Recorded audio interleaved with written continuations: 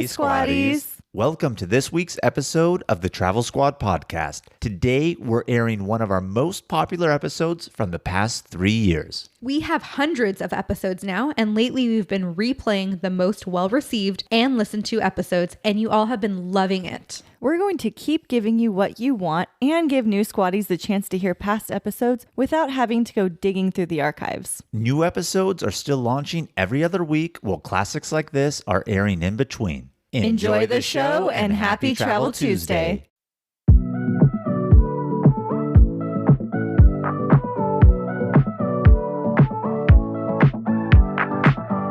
Welcome to the Travel Squad podcast. We adventure the world together, one passport stamp at a time. We're here to share travel news, tips, and our own adventures with you. Every Travel Tuesday, we share stories on a variety of topics, including our hometown San Diego, hiking, Weekenders, national parks, international getaways, and inspiring you to go on your own adventures, even if it starts with your own backyard. I'm Jamal. Brittany, and I'm Kim. And we're the Travel Squad podcast. So grab your ticket and your passport. And don't forget your travel insurance. and prepare for takeoff.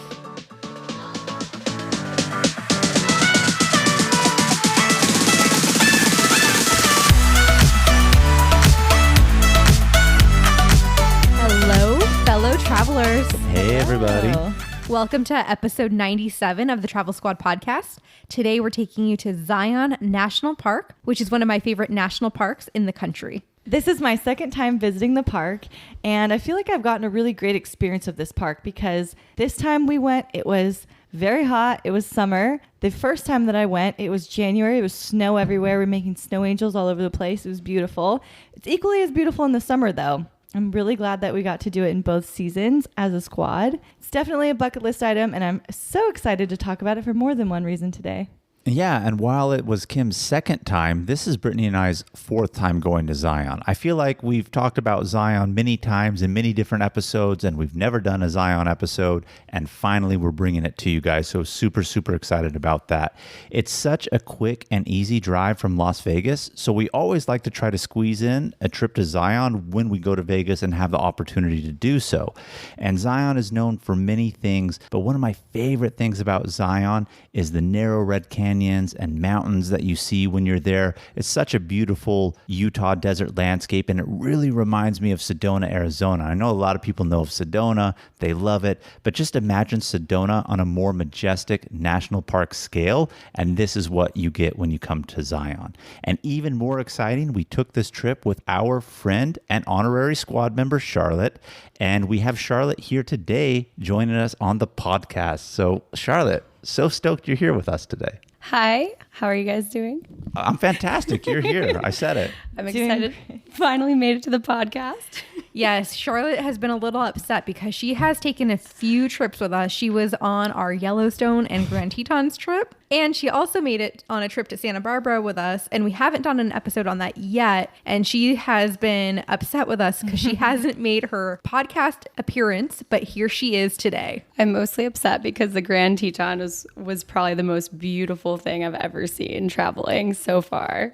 And we kind of screwed you out of being on that episode. It's okay. But what's funny is that trip we took over a year ago now to Grand Tetons and Yellowstone, it was in the middle of COVID when COVID was kind of starting to reopen. And so we had that trip planned, but we also had a backup trip planned to Utah that would go to Zion. It would go to several other parks. And I kind of told Charlotte about it. I sent her the info, but Charlotte's the kind of traveler, best kind of traveler who's just like, yep, I'll be there, and doesn't really ask a lot of questions, isn't really difficult. So she got the backup trip itinerary to Utah and thought we were going to Utah. And she's like, wait, guys, we're not staying in Utah. Where are we going? While we were already in Wyoming, she's asking this. I totally packed wrong for the whole trip. Well, not only that, we had our flights fly us to Salt Lake City because we went to Salt Lake City first and then drove up to Wyoming to go to Grand Teton and Yellowstone. So, you know what? You thought we were going to Utah the first time when you were an honorary squad member, and this time we finally took you to Utah, like legitimately, not just airport and driving through, legitimately to Utah. Finally made it to Utah. Very satisfied. Well, welcome to the podcast, Shar, and we're going to dive right into Zion with some tips. Like Kim says, always tips first. I love it. Dip in with the tip. Dip in with the tip. First one, you know what? Brittany always says this, so I'm just going to jump in and say it and kind of switch it up a little bit. Download offline maps. We say it all the time because it really is vital and important. If you don't know this, you can go to your Google Maps, download a specific region offline. That way, when you don't have service, you can utilize the maps as if you have service. And when you're in remote areas in national parks, or even when you're not in the national park yet, you're in remote areas of the desert, driving to this place, you will have your maps. Very much needed. Yeah, when we were at the outfitter shop buying our sticks, I already did not have service. And I was in the middle of a couple major text conversations at that moment, and I totally lost service and ghosted those people. Yeah, the outfitter spot there where we got our hiking sticks for the Narrows, it's in the town of Springdale, just right outside the national park. So we're even in a city that's on the outside, and service is scarce. So you need it. And speaking of the Narrows, if you've seen any pictures of the Narrows, it's in Zion National Park, and it's been a bucket list hike for all of us here. And one of the tips that we have is to bring 2 pairs of shoes on this trip. One for hiking, if you're going to do more hiking, and then 1 pair of shoes for the Narrows. And as we get into that hike, you're going to hear more about why. But the Narrows is just a hike through a riverbed, and so you're going to want a second pair of shoes because your feet are going to get very wet. And as with all things, national parks, especially lately, book ahead of time. Book your hotel ahead of time. Book your car rental ahead of time. Even if you plan on using the paid shuttle service, book that as far ahead of time as you can. Because the one thing that we definitely noticed that was different from this time, from the winter when we went, so many people. So crowded. Very crowded. Yes. And the prices spike in summer because everyone's going in the summer. I know that we booked our hotel several months in advance. We paid like $225 for a night. And I looked a few weeks before we went, maybe a month before we went, just to see how the prices were. And they were double or triple the price. I mean, imagine one night close to $500. That's how popular this national park is. I mean, if any of you have Instagram or any sort of social media, I guarantee you've seen a reel of somebody doing any one of the 2 hikes that we're going to talk about here later in the episode, the Narrows and Angel's Landing. Very, very crowded. And then another tip for how to get there. There are 2 airports in Utah that we'd recommend flying into. One is Salt Lake City. That's a little bit farther away, but the airport we would recommend, closest one, is the Las Vegas airport. That Las Vegas airport is not in Utah, Kim. You just said 2 in Utah. Okay. You mean Nevada. 2 for getting to this national There park. you go. There we go. Thank you for correcting me. Don't want to mislead people. But the Las Vegas airport is actually about 3 hours away from this park, so it's closer than the Salt Lake City one. But if you're planning on doing any of the other Utah national parks, we have a national park itinerary coming up on Utah's Mighty 5. So in that case, maybe Salt Lake City is better for your itinerary. Good point, Kim. Good point. And one thing, piggybacking off of what you said about if you fly into Las Vegas, do keep in mind Nevada is 1 hour behind Utah in terms of time zone. So if you are going to be leaving from Las Vegas and driving into Utah for that short 2.5, 3 hour drive to get to Zion National Park, once you cross state lines, you're going to lose an hour. So plan accordingly based on whenever you have the shuttle or what time you think you want to get into the park to start your hike. Make sure it's that local Utah time and not that hour behind in Nevada. It's also worth noting that because it is just 3 hours, you can make this a day trip. It doesn't have to be an overnighter if you don't want it to be. I think this was the first time we actually did Zion overnight. Every time that we've been to Vegas and then gone to Zion, it's been a day trip. So this was the first time, and Charlotte was there for it. And I did enjoy the hotel we stayed at. Oh, the hotel was all very bomb. much. I can't wait till we I get to loved that it. portion. We met some fun people in the spa and jacuzzi later that night. Yeah, it was a good time. So Kim talked about it already kind of in the intro, the weather. And in Zion National Park, it snows in the winter. Some of the trails actually close down because there's ice on the trail. But in the summer, there's excessive heat. It can be 100 plus per day. And then another fun fact is that in July, August, September, it's monsoon season and there's a ton of flash floods. And so we actually had just gotten back from the trip and we saw a flash flood on Instagram and it wiped out one of the roads. The park closed down. down. It was pretty crazy. And anytime that there's monsoons or flash floods, you can't hike the Narrows or some of the trails. So, we went in June, which was the perfect time to go. We got really lucky with the weather. We did. Yes, absolutely. I mean, it was hot. Lucky in the terms of no rain and flash flood, which came 2 weeks later because we went early June, and then 2 weeks later, it's that start of that little rainy season. And even if it's not raining in the park, it could rain 50 to 75 miles away. Believe me, if that downpour comes in the desert, it all flows down the Virgin River, which is what you hike the Narrows in. And it is very dangerous flash floods. People actually die. So the park rangers tell you all the time, if they're expecting those flash floods because there's rain in the vicinity, you should definitely not do that. So do keep that in mind in terms of just general safety. Do you think that there are more deaths in Zion or like Yellowstone? I would say Zion. I don't want to discourage anybody from doing this. And again, we're going to talk about the Narrows and the hike when we get to it here. But I feel like every year there's always one person that dies hiking the Narrows because of a flash flood. And I don't know if someone dies every year in Yellowstone, but maybe Yellowstone in general is more dangerous because people are done with the bison and they get charged by the bison and gorged and all that stuff. We've heard of a lot of grizzly situations. That's true. We have. We have. That we have. But I did get to see them. But I think the actual grizzly death total is still less than people who die in the Narrows. Wow. In terms of collectively, not every year. So another thing that you guys should know about is the parking at Zion National Park. There's actually very limited parking. And in the summer, you have to get there very early to get in any of the close lots. The parking lots start to fill up around 8, 9 a.m., maybe even earlier. I was going to say, you're giving them a late time. I would say 8, 9, you're for sure going to be already out. I would say you want to be there like 6 and even 7 possibly out at that time during busy season during the summer. At least the Zion National Park parking lots, because we didn't touch on this yet. During summer, you have to take a shuttle into the park. So you park, take a shuttle, and it stops you where you want to go.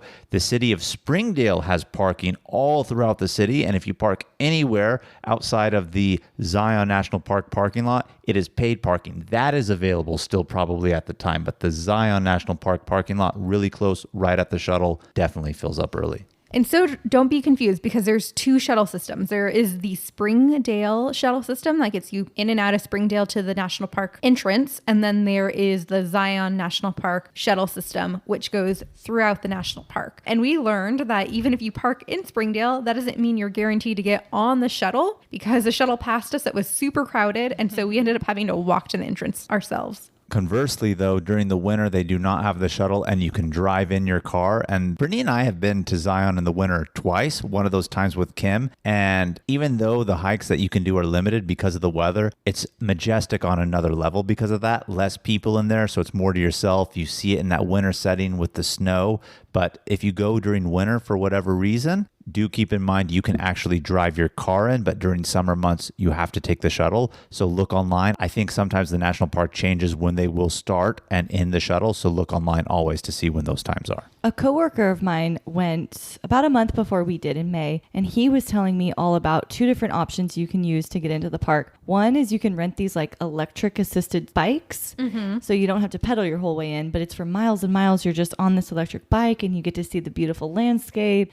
So that sounded nice if we had more time. There's also paid private shuttles that you can rent that will get you in earlier than the Zion National Park shuttle starts running for just a short price. And it could be a private shuttle for just your group too. Yeah, the Zion shuttles say they start at 6 a.m., but that doesn't mean you actually can show up at 6 and get on one. If you show up at 6, you're not going to get on one until about 8. Which is what happened to us. Yeah. So yes, like Kim said, you can pay for a private shuttle and go straight to the trailhead that you want to go to. I mean, you're going to have to pay for it because these other shuttles are free, but it may be worth it depending on the situation you're in. If you're constricted on time or you want to beat the crowds, probably a good option. And one last little thing that I want to say before we get into the real meat and potatoes of the episode and talk about our good time is this was really weird. This is the first time that I really noticed that they had the walk-in entrance to the national park. You can drive in when it's open for you to take your car into the park. Otherwise, there's a specific and separate entrance that you do for the walk-in that gets you to the shuttles. And that's the first time this trip that we all took together where we had to use that. So keep that in mind. If you're going and you're parking, they're going to drop you off. You're going to have a separate entrance that is specifically for pedestrians to walk into the park versus the main entrance that you're going to see where all the cars go through. So do keep that in mind depending on how you're getting into the park. So we're going to dive right into the Narrows. And to get to the Narrows, well, like we said, we took the shuttle and there's 9 stops on the shuttle system. And so to get to the Narrows, you have to stop at the very last stop, stop number 9. And that's where the Narrows hike begins. And it's a paved path at the very beginning until you get down to the riverbed. But why doesn't someone describe like what the Narrows is? Okay, I got this, guys. The Narrows is the most popular hike in Zion Park. You look up on both sides, there's about 2,000 feet in front of you. It is incredible, beautiful views. At certain parts, you'll be walking ankle deep, and then all of a sudden you will be waist deep in water. Just seeing everyone around you of all ages and children, older people hiking the same hike. That was pretty crazy, actually. And there were even some parts that were so deep that Charlotte was like, "You want to swim in there?" And I was like, "I don't know." But you know what? That was one of the coolest things. I'm actually glad that you really mentioned that, Charlotte, is because you saw literally kids, like children as young as 5, I would say, and a lot of older people also up into their, 60s, 70s, even attempting to do this. And, for the most part, you really are wading ankle to shin deep in the water itself. But at some points, yeah, it got deep. I remember when we first got to the point where it really got deep and past our waist, kind of like mid chest a little bit. I was like, oh my God, like I wasn't expecting that at that point. So, And it's cold. And it's cold. Yeah. Very cold. Very water. cold. But those spots are few and far between. So when you come around, this is the time, we always want to tell you what the bathrooms are like on the trail. So when you get to those deep spots, there you go. Can I be honest? Can I be honest with you guys? At one point, not going, but on our return trip back down the canyon and the Narrows, I told Brittany at one point, I was like, I'm going to have to take my time in here. And I'm really going to pee once we got to like that waist and mid chest deep. Oh yeah. I definitely peed in that area. Oh yeah. Who else didn't pee in there? Everybody peed in there. I think everyone who had to peed in that section. Should we touch on the state of the bathrooms at the national park at 8 a.m. versus the state of the bathrooms? Yeah, like right where the shuttle drops you off before you start. Yeah, go hit on that, Kim Charlotte. Thought we were in a completely different bathroom. We had to look at each other. It was a disaster. So what was 8 a.m. like? It was beautiful. It was clean. Everyone was waiting in line. It was very organized. There was toilet paper. So then we finish the hike and it's like 6 p.m. What happens then? You walk into the bathroom. I think Kim should take this over. It literally looked like a toilet bomb went off. There was paper everywhere. One toilet was covered in shit. Oh my God. There was another bathroom. There was something creepy lights going were on. off. The lights were off.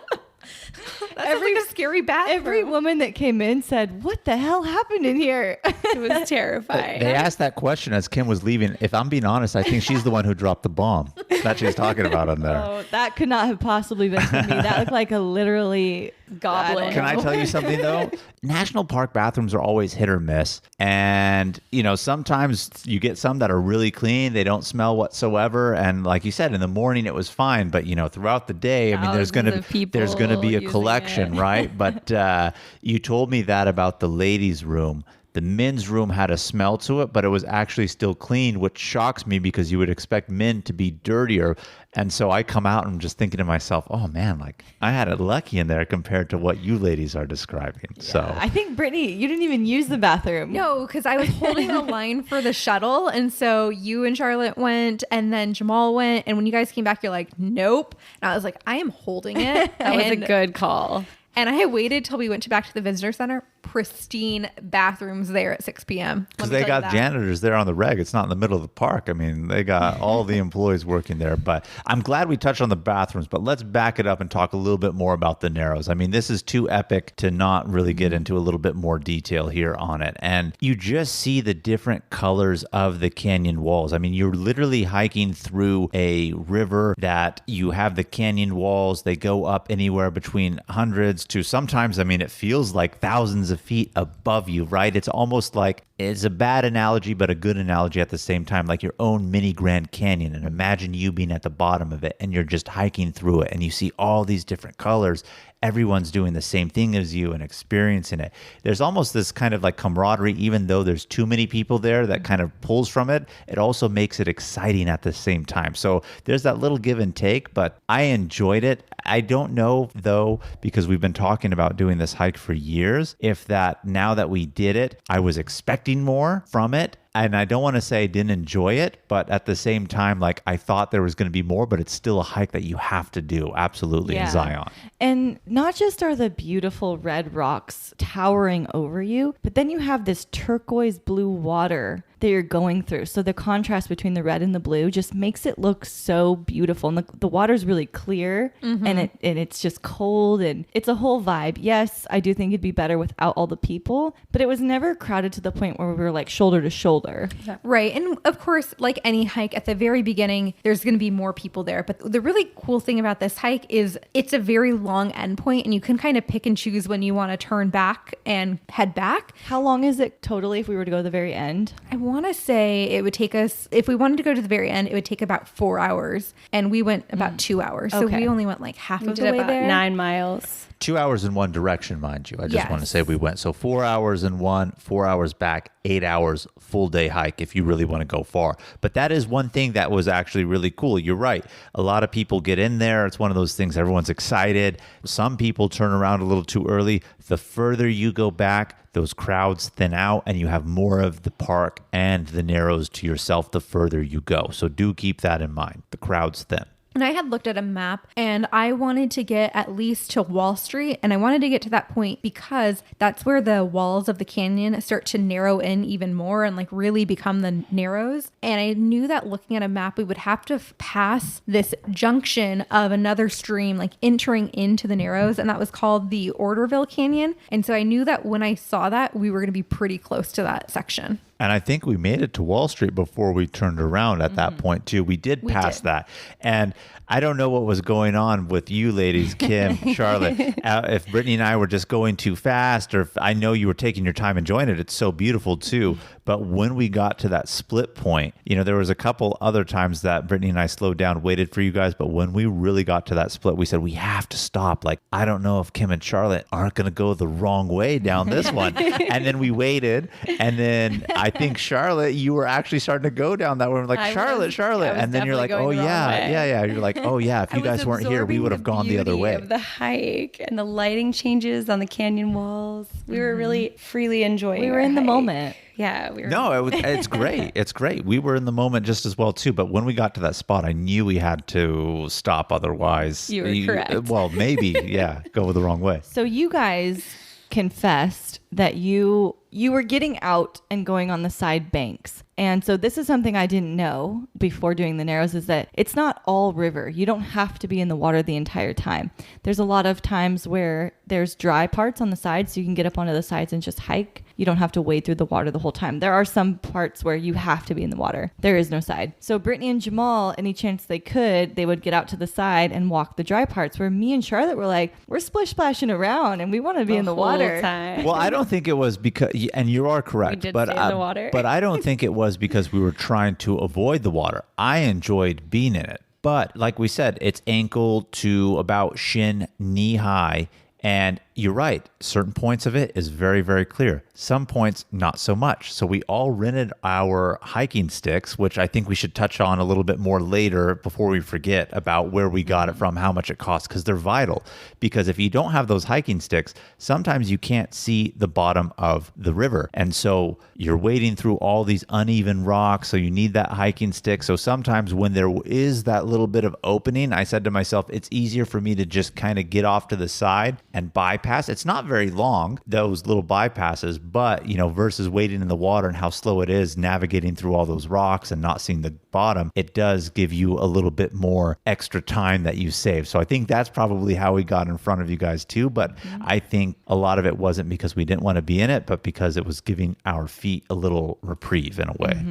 Yeah. So Jamal, you mentioned something great, the hiking stick. And so that really just leads us into our next section, which is squad tips for the Narrows. So we rented our hiking stick for $9 a stick from Zion Adventure Company. And oh my God, it was a lifesaver. I would have died without it. 100% necessary. 1,000% necessary. My arms got to work out because of how much I was leaning on it to help me walk. And what's so funny is Jamal gave me so much shit about walking. I was going to say, I thought it was Kim who was having the freak out, not me I about think this. you're the resident freak out here. No, I wasn't having a freak out. I All right, was well, 100% Brittany, about it. Brittany, finish what you were saying, and then I'll have to defend myself as I always do.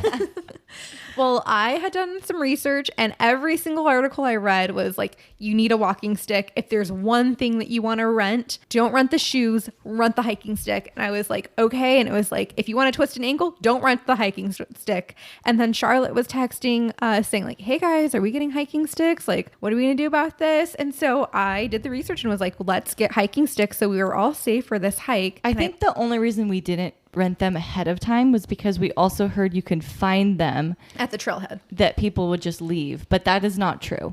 Yeah, and it's not those nice rentable walking sticks that we got. And when we say that, don't think of like hiking sticks. Some people did end up bringing those. These are literally broomsticks. Yeah, nice, like carved out wooden poles to the right height that you actually need. They're very, very straight. The hikes that I think we were reading that people do leave are sticks that people find themselves, and they're their own makeshift. They're not straight. They're all crooked like little tree branches. And maybe you could find those, but with the thousands, and when I say thousands, I literally mean thousands of people that are doing that each and every day, the odds of you even finding one is slim. So do rent them. So Jamal, why did you want to die and not rent any hiking poles? All right. So here's the part of the episode again where I always defend my thought process when Brittany claims freak out on Jamal.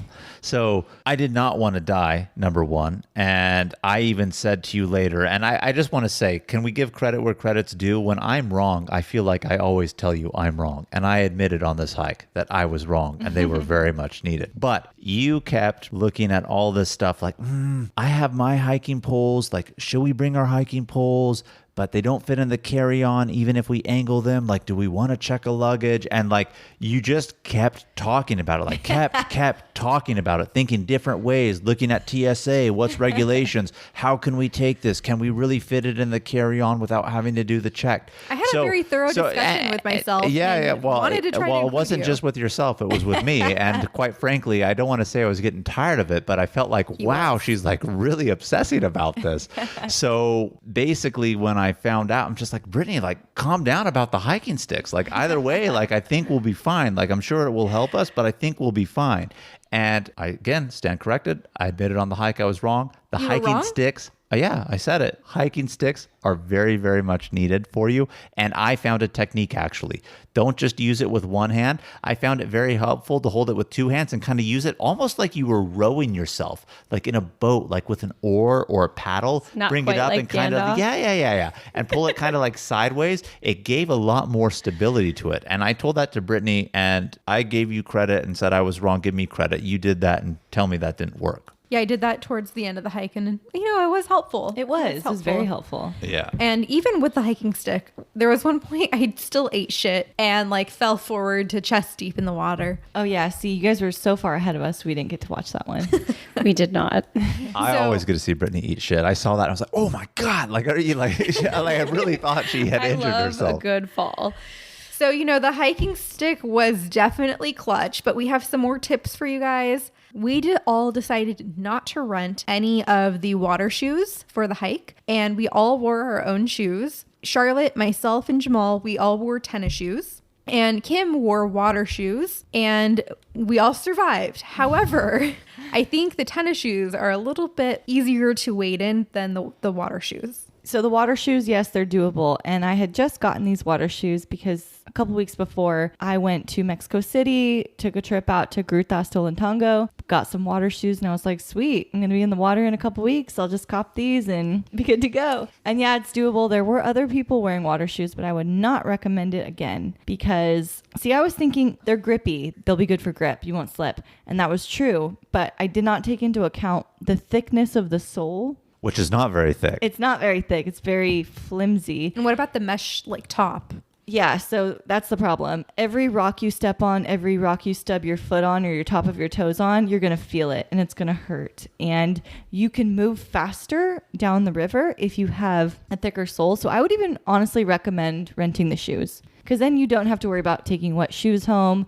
You just rent them. Boom, boom, boom. You can rent the shoes, socks, and pole for $27 total. But if you just want the shoes, I think they quoted you, Charlotte, like 22. Yeah, 22 for just the shoes. And then we already had purchased our neoprene socks, which I believe were helpful. Yeah, that's another great tip, Charlotte. Yeah, we all purchased neoprene socks except for Kim, I think. Because my water shoes were like half neoprene socks, half a sole. Well, Brittany, why don't you tell us what neoprene socks are? Because if you don't have access to this, I want to say up front, you should wear wool socks for you with whatever shoes that you wear, but describe the neoprene socks so people know. Neoprene is just basically like wetsuit material, but it only goes up to your ankle or like shin, depending on the length of the sock that you want.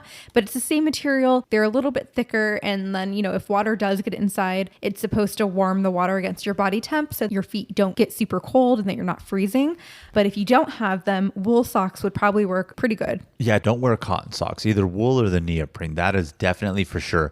And going back to what you were saying about your water shoes, all three of us, Charlotte, Brittany, we wore tennis shoes. They were sufficient, although, you know, we were hiking the next day, which we're going to talk about that hike. So we didn't want to wear our hiking boots in there. And get them wet. Yeah, they may have been better because they have more sole on the bottom and thickness. They would have been heavy though, right? They would have been heavy, but I feel like as tolerable as it was, I could have been more comfortable because I know regular tennis shoes, the sole is more thin than hiking shoes. So every so often, especially depending on how far you go into the Narrows itself, your feet can start kind of like cramping up because you're on those odd little round edges of the rocks and pokey edges. And so it would have been nice to have the ankle support from the boots. Yeah, if I were to ever do it again, I would rent the 3. So Charlotte, you were really thinking about renting the boots from the Zion Adventure Company. What was your major deciding factor on not renting them?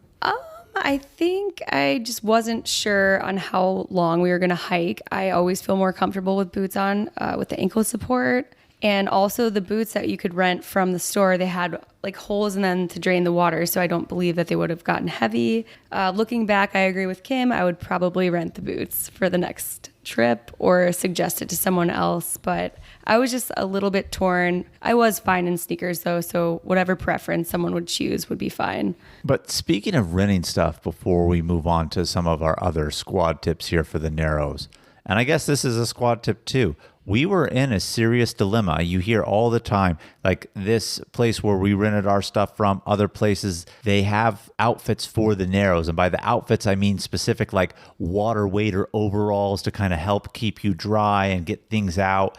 And we're fortunate enough that amongst us 4 here, we know several people that have actually done it. And they all told us it is absolutely unnecessary to rent those unless you're going and doing this during the winter to keep warm.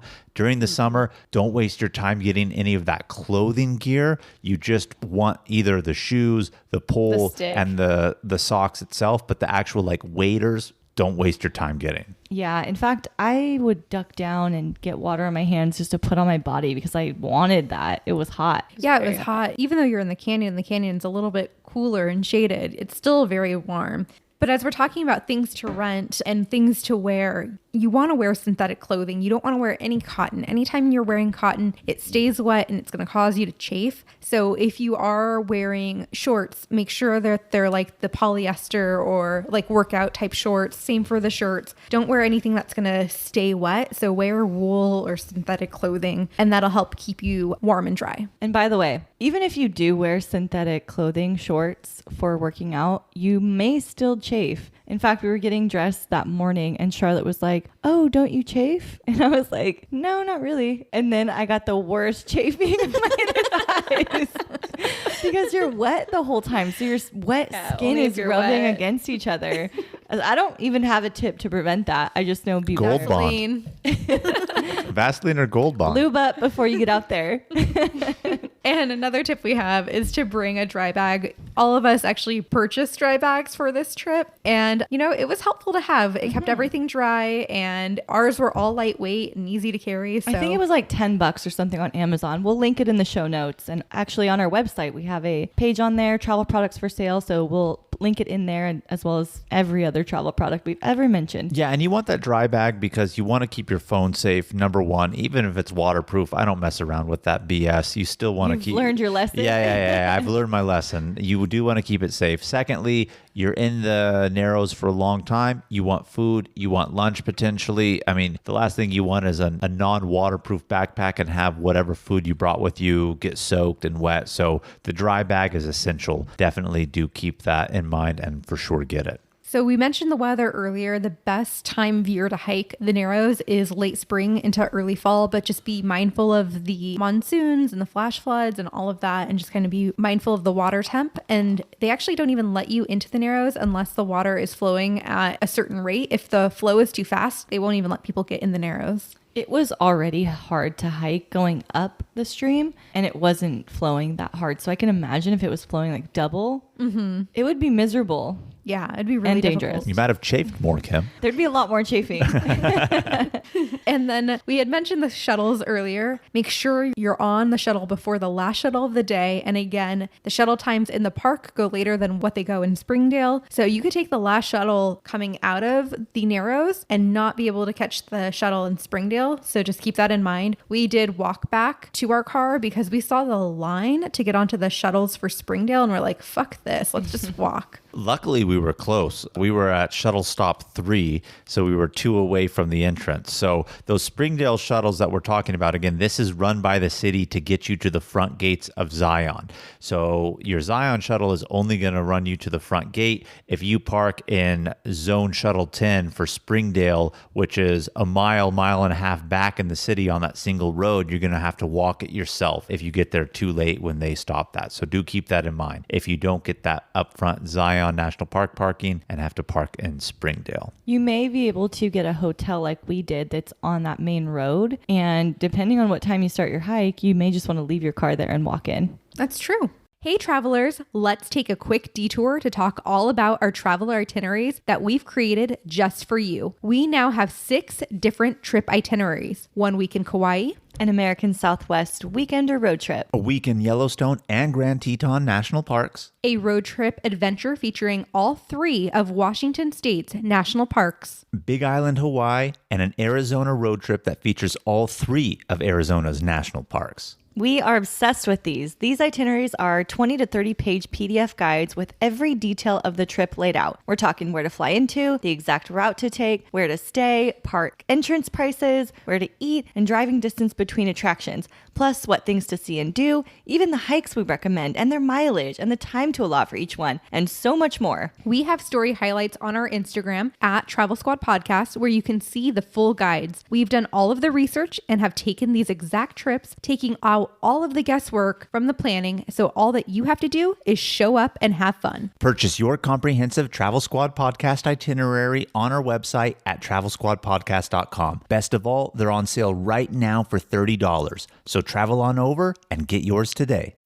When you need mealtime inspiration, it's worth shopping Kroger, where you'll find over 30,000 mouth-watering choices that excite your inner foodie. And no matter what tasty choice you make, you'll enjoy our everyday low prices, plus extra ways to save, like digital coupons worth over $600 each week. You can also save up to $1 off per gallon at the pump with fuel points. More savings and more inspiring flavors make shopping Kroger worth it every time. Kroger, fresh for everyone. Fuel restrictions apply. Hey, it's Kaylee Cuoco for Priceline. Ready to go to your happy place for a happy price? Well, why didn't you say so? Just download the Priceline app right now and save up to 60% on hotels. So whether it's Cousin Kevin's Kazoo Concert in Kansas City, go Kevin, or Becky's Bachelorette Bash in Bermuda, you never have to miss a trip ever again. So download the Priceline app today. your savings are waiting. Go to your happy place for a happy price. Go to your happy price, Priceline.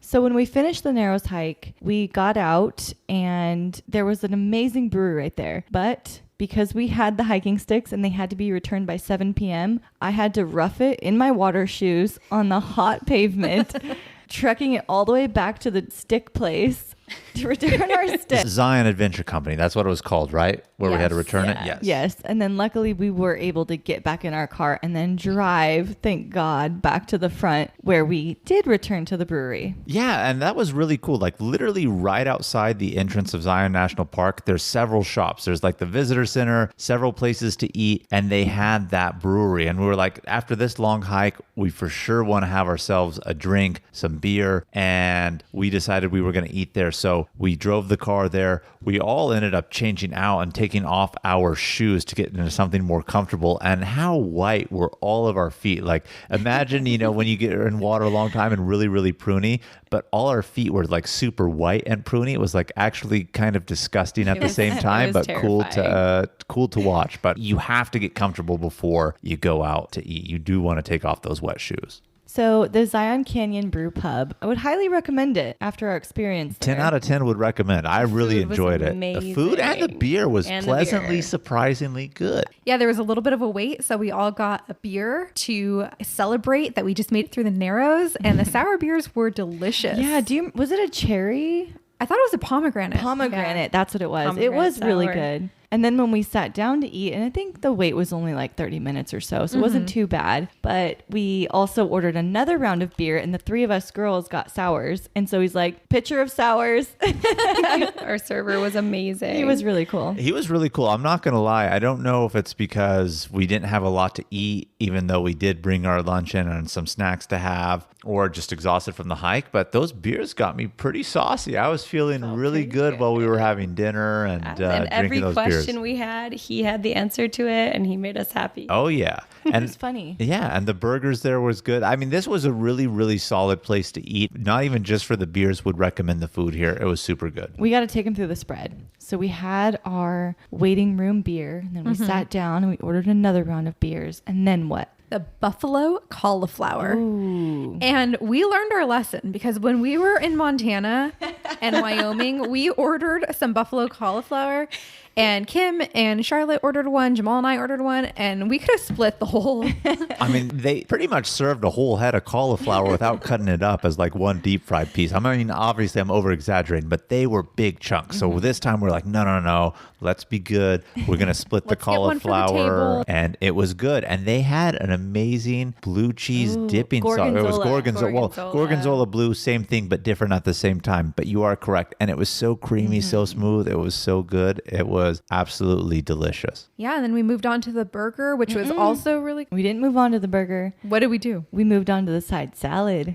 Oh, yeah. Taking side salads. With that creamy gorgonzola dressing. It was good. And then on to the burgers. I didn't even finish my burger because I was so full by the time I got my burger. And it was like a nice 2-hour leisurely paced dinner too. Yeah. It was very enjoyable. We were very relaxed by the end of that dinner. Oh, yeah. We were so relaxed. And we knew that our hotel that we were going to be going to had a hot tub and pool. So we were like really excited to be like, all right, let's get into the hot tub. I think from our drive to Zion the night before, we didn't really talk about this. We stayed in Mesquite, Nevada. We drove from Las Vegas to Mesquite and then woke up in the morning and went from Mesquite to Zion. And you ladies had bought a pack of White Claws or something like that.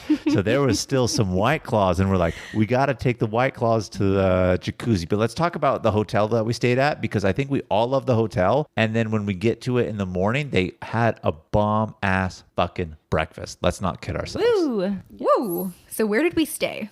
We stayed at the Bumbleberry Inn. The Bumbleberry Inn. Like, what a name. Lovely. And I think the coolest part about this part of Zion was everything we wanted to do was very much on the same strip. It was very obtainable to get everywhere we wanted to go. And booking this place was very convenient for our dinner and for hiking. Yeah, and it's a really cute hotel, and it has the beautiful scenic backdrop of like the Zion red rocks in the back. That's what blew me away. I was like, oh my The God. view. The view from the hotel was amazing. Even though we'd Unreal. already seen it all day long. No, but you know what was a little bit different about it? Well, one, other than the fact that we had some drinks earlier, that always makes everything a little bit more majestic. But by the time we got done with dinner and checking into the hotel, it started to become dusk. So it was halfway between like sunset Golden and hour. yeah, it was at golden hour.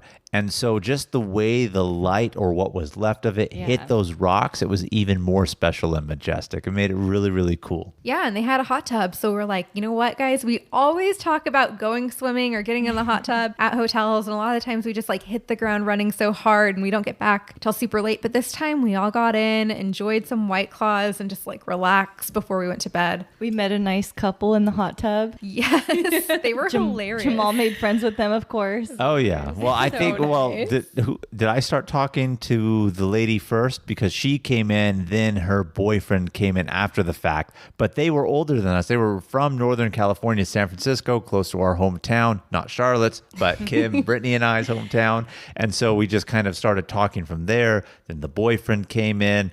Conversation. They were drinking themselves too, so it just lended for a great time. This couple was living their best life. They were living their best life. They just retired, right? Yes, they just retired. He just retired from Wall Street. Ah, And so she wanted not the Narrows Wall Street. So their goal was also to make it to the Wall Street in the Narrow so he could be like in Wall Street but not working for Wall Street at this point in time. But they were hilarious. I mean, they told us that they rented all of the equipment. They rented the boots, the socks, the pole, everything. And they had to take off their shoes and the shuttle wasn't running at that point in time. So then they had to walk barefoot through part of the park. And then they like literally found someone to ride back with to their car. And I think they paid them like $20 or something like that. Yes. They basically hitchhiked back to the hotel. Exactly. Well, luckily we didn't have to do that because I would have been thoroughly pissed. Jamal would have had a freak out He if would we have. had to do that type of walk. But the Bumbleberry Inn was really, really nice. Breakfast, like we said, was included. We'll talk about that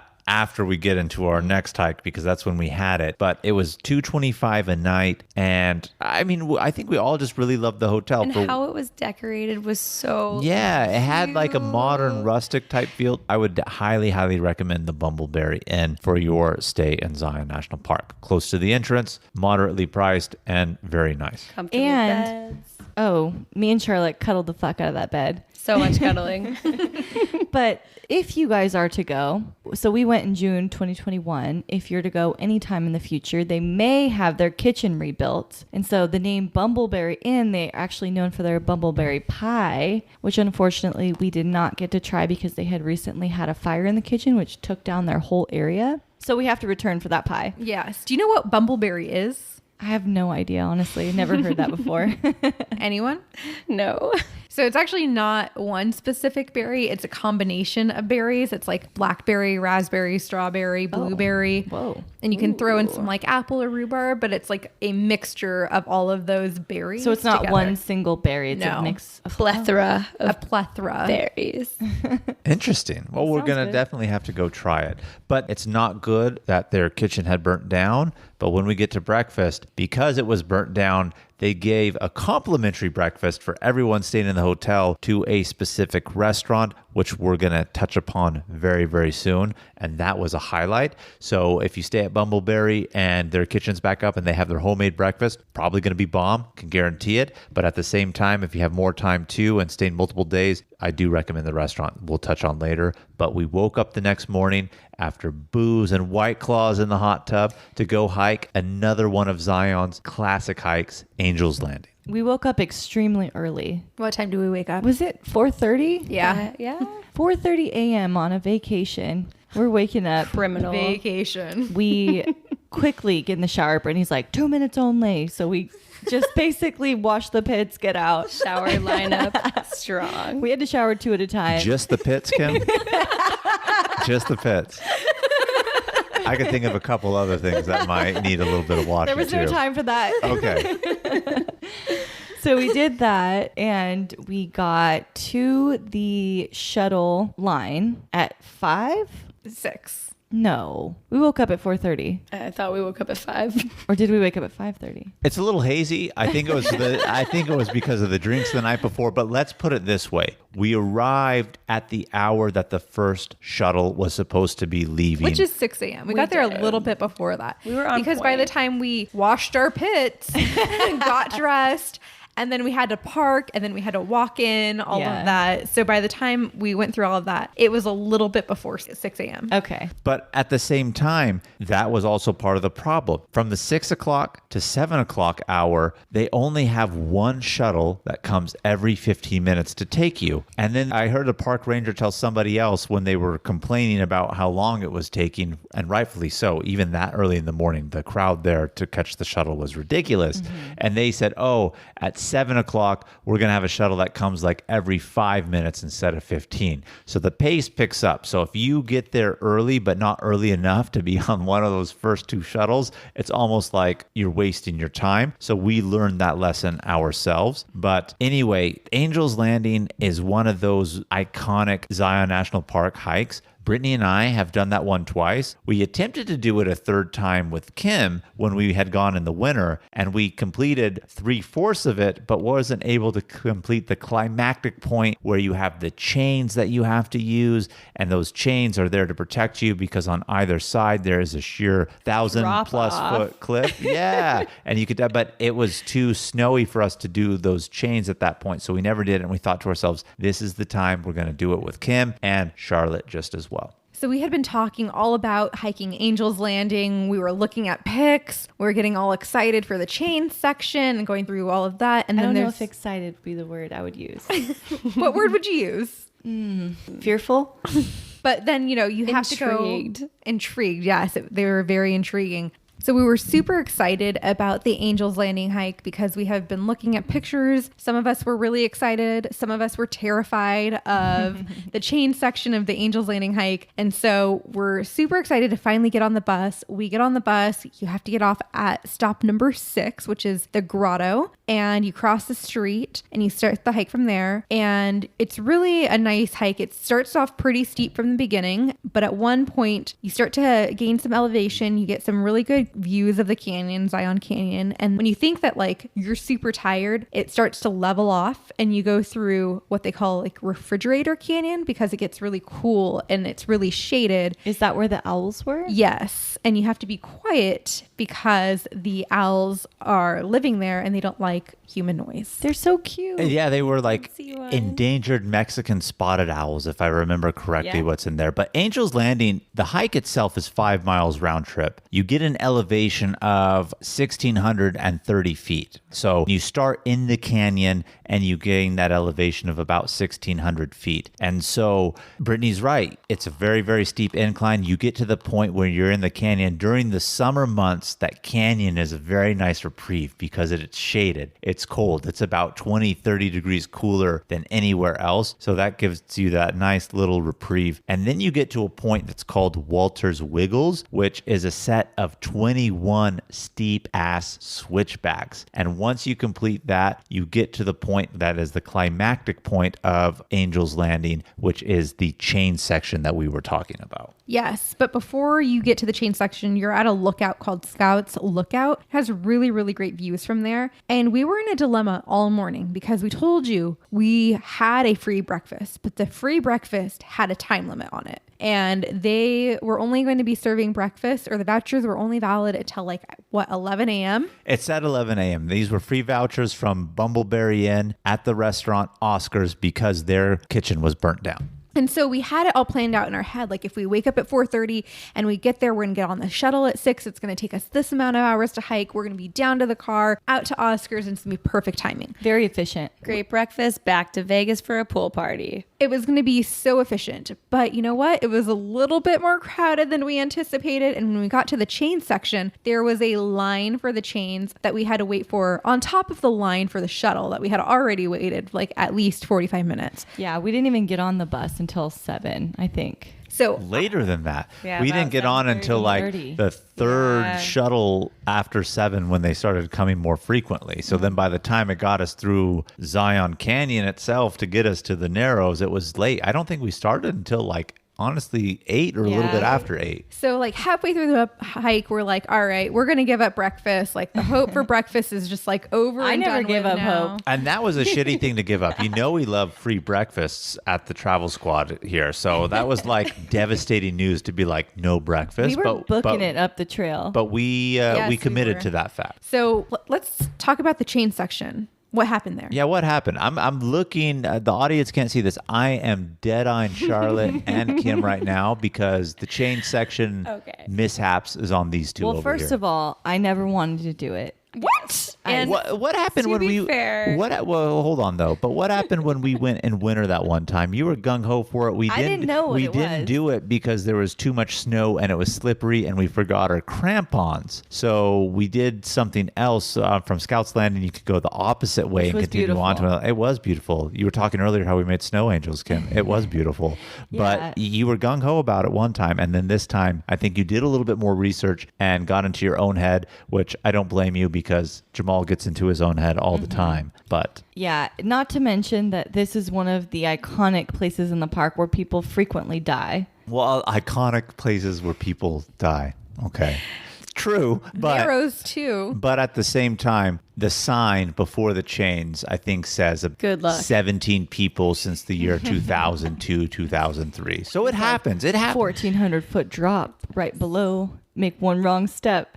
And it is like literally you're walking up these chains and there is like some parts maybe like 2 feet. So you lose your little slip and bam. There's a drop off right there waiting for you. And it's dicey because at the same time, it's two-way traffic. People are going And it up. shouldn't have people are been. coming down. That's and the worst the part. regulation in the park, they should have been regulating, letting people come down and then letting people go up. If I'm being honest, I see Zion and Time becoming a permitted hike. And I think it should be. Yeah, I think we could have made it through the whole chains if it was one-way traffic of people coming up and down the chains. The fact that people were coming down as people were also climbing up was terrifying. Right. And so going up, yeah, I was scared. And I was in it until Charlotte was like, no, I'm done. And I was like, me too. if I remember I correctly, turned to Kim I and I'm thought. like, I'll tap out when you do. She's like, I've been waiting. Well, so you gave her the green light, but I did. remember it as Kim tapping out, then you tapped out. I was already kind of like, I don't want to do this. I Kim don't was want to do tapped this. out the whole time. I know. And then Charlotte was like, you got scared of the heights. And I was like, well, we're sitting out. Yeah, when people started coming, we made it through one section of the chains, and when people started coming down at the same time, and I looked over that edge, I turned back to Kim. I'm like, I'll tap out when you want to tap out, and she goes, I'm ready. So like I said, Brittany and I have done this hike several times before. We've made it to the top. By the way, the top climactic view is a beautiful overlook of Zion Canyon itself. You can see the canyon below, the lush greenery that they have in the canyon with the contrast of the red rocks. It's absolutely gorgeous. But those chains, just imagine the Led Zeppelin song Stairway to Heaven. It's a stairway to heaven of chains, just of this narrow way going all the way to the No, top. that's a stairway. Well, it could be the stairway to heaven, It's like a but that would be the creepy-looking worst death way. ledge. Well, anyway, thousands of people do it a day, hundreds of thousands a year, and very few people perish. It happens. I think any national park has deaths on certain hikes. It's a reality, but this one you do want to be a little bit more careful. But anyway, once you two ladies tapped out, Brittany and I said, you know what? We're going to continue on. And then we continued on for a little bit more, got to a point where we actually got a beautiful view of the canyon, not at the top. And then, do you know what the thought process was in our head? Part of it was thinking about you ladies. We can't leave them there for that long. We were getting our tan But on. Brittany thought to herself, well, if we leave now, we might be able to make it back to use our Oscars certificates for the free breakfast. And once she said that, I was like, done deal. We've done this before more than one time. So we turned around, met back up with you ladies, and we made it to breakfast. Mm-hmm. Well, the other thing was like we went up, it maybe took 5 minutes to get where me and Charlotte ended up stopping.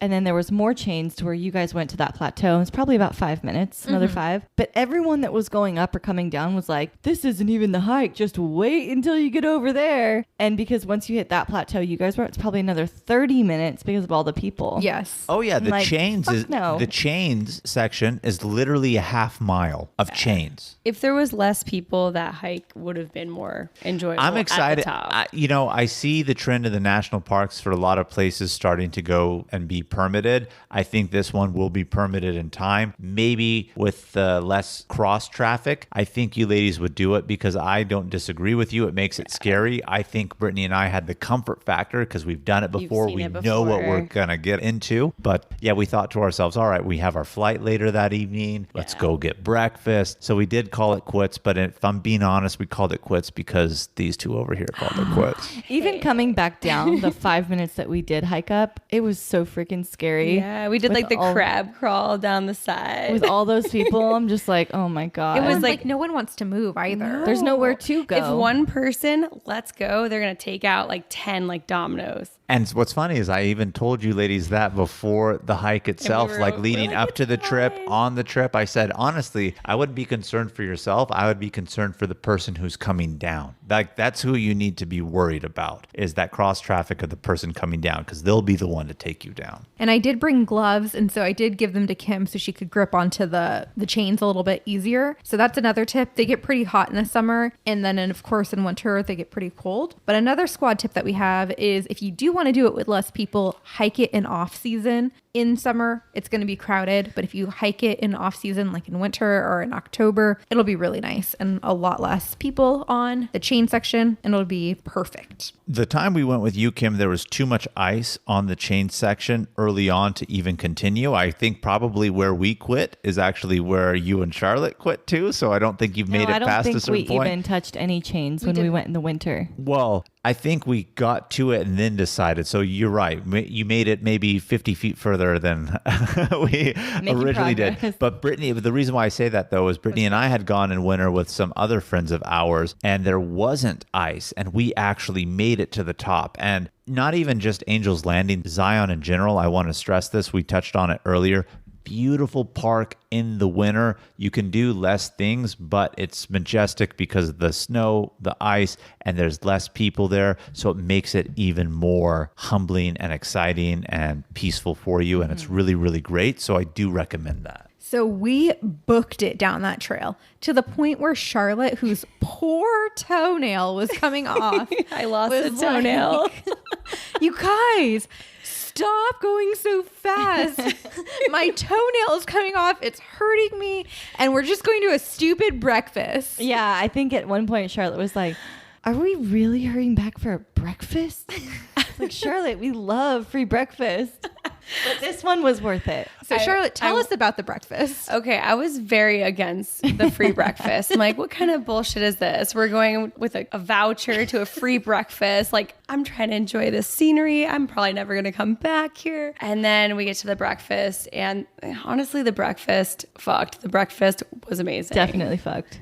The breakfast was really good. And it was at this place called Oscar's, a Mexican restaurant. And really good service. Really good food. The service was great. And not only was it breakfast, but coffee too. Yes. Yeah, it was a free breakfast and drink. And they didn't limit you to how much each voucher was worth. It was for one entree. So you could get the cheapest entree. You could get the most expensive that was on there. Plus your free drink. We got lattes. Yeah, anything you wanted, you could get. It was super good. And that's why I say if you stay at the Bumbleberry Inn, maybe by the time you get there, they'll have their kitchen up because they usually do their own breakfast. I can imagine it's this bomb-ass homemade country-style breakfast, and I want to go back to have that. But again, if you're spending more time in Zion, like multiple days, do go check out Oscar's. Really cool patio dining, awesome feel, really good food, big portion sizes also. And you know what? I think really Charlotte changed her mind on being like, oh yeah, this is why we rushed back. Charlotte, you'd be surprised how many places free breakfast is actually really good. Like the days of continental breakfast are over.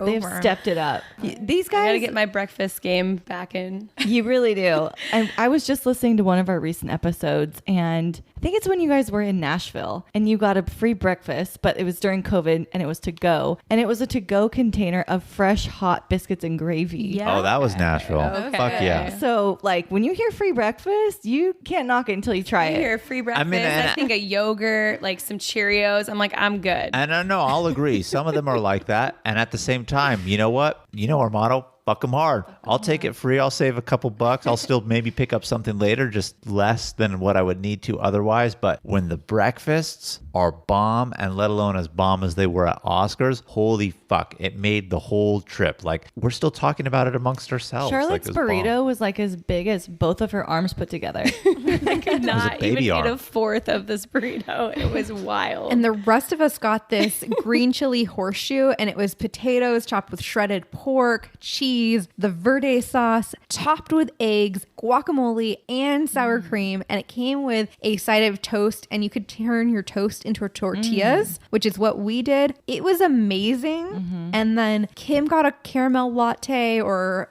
iced coffee, and I think I got a vanilla, so did Charlotte. So it included all of that. Our entire bill came to like $70. We didn't pay a dime of that. Our 4 vouchers covered it all. So cool. But even though it covers it all, don't forget to tip your server. That is an absolute must. The server was amazing too. She was great. She was really cool. And if you guys want to know, we got there at like 11:01, and I was like, they better let us use these vouchers. We're going to use these vouchers, man. I really think they let you use it all day. They just tell you the time, but I can't guarantee that you will get They a just want server people to as hike cool as the one faster. that we got to accept it, but do keep that in mind. Yeah, we did it the right way, because if we had woken up a little later, ate breakfast, then did the hike, and I went through that route in my head when we were hiking up, we would have been so full and like Yeah. sick, thrown up on the hike. I don't know about probably. you guys, but I don't like to do physical activities with no. a full stomach. Definitely not. So from there, we decided we're going to drive to Vegas. Charlotte was actually staying in Vegas for the night. And we were just going to do a little pop in, have some Vegas food, Hakazan. maybe go to a pool party. We were trying to. That's why we got up so early. But then the shuttle system kind of fucked us hard. So what do we do? We missed Dead Mouse. We contact a old friend of all of ours, old roommate of mine. Jordan, you probably remember him from our Cuba episode. Yes, he went with you and Zaina to Cuba. And he was on that episode as well. He now lives in Las Vegas. So we hit him up on our way back to Vegas since we were flying out that night. Again, except for Charlotte. She was staying an extra day. It's one of those things, like when you're on a trip, even though we didn't stay in Vegas, we still managed a way to squeeze in Vegas activities on the trip too. So I think that's just a general squad tip in general. If you're using an airport as a hub, if you have the opportunity, use that city to do something before your flight out, either before or after the fact. We took a quick little power nap, a little bird bath, got the pits and the other spots this time. We saw the Bellagio fountains. Oh, it was beautiful. What was that? Decorating. It's the conservatory inside the Bellagio where they have the flower garden. They always theme it to the season That and was certain pretty. things. And then we were looking for a place to eat. We went to the Cosmopolitan. We had Scarpetta, which was really good. It gives you amazing views of the Bellagio fountains as well while you're dining if you're up on the window. Brittany and I have eaten there several times, been up on the window. This time, unfortunately, we were not up on the window, but it's still a good Italian restaurant nonetheless. So I have a couple of tips for this restaurant that I learned. Okay. It is a nicer restaurant, so it would be great to, dress nice, have a bottle of wine, eat leisurely. But we were on a time crunch because we'd already tried a couple other places and they were booked. So we're like, shit. So I had called and made a reservation for 5:30 when it opened, which is crazy. They even had a reservation, but it was the time they opened. So there wasn't many people there. But because we were trying to figure out something else, we didn't actually arrive until like 6:10, I think. Yeah. And I just walk up, I'm here for a reservation. And she's looking, and she's like, oh, your reservation was at 5:30. And I was like, oh, it's 6. Okay, is there any way we could still possibly get seated? I totally knew what time it was. Yeah. And then after that, Brittany and I were standing next to Kim. I forgot who it was who chimed in. I'm going to go in and steal the thunder and the credit. I think it was me who said, we have a flight. It's going to be really quick because believe me, we need to be in and out. Yes. And then once I said that, that's when they were like, okay, let's see. And then they were able to squeeze us for a table. Well, because first she was like, okay, well, we can sit you here at one of these tables. And they were like 3-person tables. And I was like, okay. Even though and then they would split us up. They would split us up. there was like 7 of us. Then you came in with that. So that's another tip. If you do want to get in at a table, just say you're in a rush. You're going to be in and out, even if you're not. And then they sat us. We got our food. I was looking at the menu and I was like, ooh, a lot of this stuff is like a little weird. It's like lamb or it's like duck or good stuff that Kim doesn't want to eat, not foie weird stuff. gras. I just wanted some classic Italian food. So there was like some chicken dishes and I was asking some questions and I think the guy was confused. And then he just said, so you want chicken Alfredo? I was like, okay, sure. It's not on the menu. Secret menu at Scarpetta. They have chicken Alfredo and it is bomb. I will say, Kim, you did look like you had the biggest like portion size. It was really good. In terms of pasta. Ooh, and then they bring out these apps like little calzones and breads. They were really good. It was really good. Yeah, the bread was amazing. Yeah, so that really just summed up our trip to Zion National Park and that little dip into Vegas. But Kim, myself, and Jamal all flew out from Vegas to San Diego, and we didn't actually spend too much on this trip. It was a pretty affordable weekend trip. So for our flights, it was probably about $200 a person, and then Except for my flight. I only paid $11 for my flight because I had points and I only had to pay the taxes. Puntos. Well, Fuck 'em hard. it was $200 a person with flight, rental car, hotel, food, drinks, equipment, and parking fees. Oh, that's much better. Yeah, so all of that for $200 a person. And then Kim, yours was probably even cheaper than that because your flight was already paid for from your points. And Charlotte, you had some free flights yourself. I did fly there for free. My dad works for Delta, so I flied under standby. And then on the way back, they eliminated the flights back to San Diego, so I got a little bit screwed over. And they raised the flights to $330 last minute. So that's why I ended up staying an extra day so I could have a lower rate on the flight back for about $160. That's the standby life, though. That's the standby life. I get really good perks, really good benefits, get to travel more often, but sometimes I get stuck in weird places and I make the best of it. I was going to say, you live by it or you die by it. And you live by it 75% of the time, but when you die by it, that 25%, it can That 25%, really jab you up. I'm either first class or I'm backseat middle of the plane or I don't get on. It's one of the three.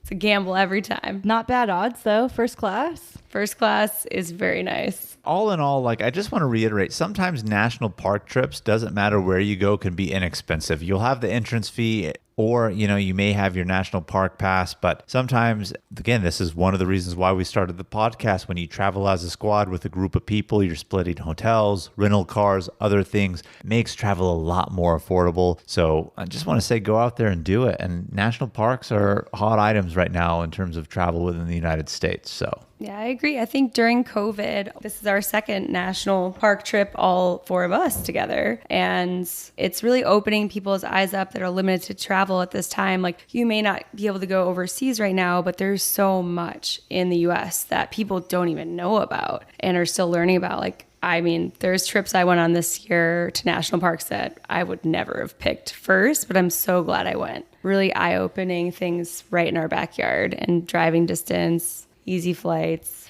Yeah, Charlotte. And we've talked on our trips about going on other trips in the future. We always have these backup trips planned. So tell us, where are we going next? Ooh, I think we are going to go to Oregon. Oregon. Or as I pronounce with my New York accent, Oregon. But I think we should go up to Washington, Oregon, and do some of the traveling up there. I've been just seeing a lot of research and pictures from other people and really inspired by that landscape. Can't wait to go next year with you. Make sure you email me the proper itinerary this time so I don't pack all summer clothes. So, Kim, am I mistaken? Is it your favorite time of the week? And do we have a question? It is my favorite time of the week. Questions of the week. Woo!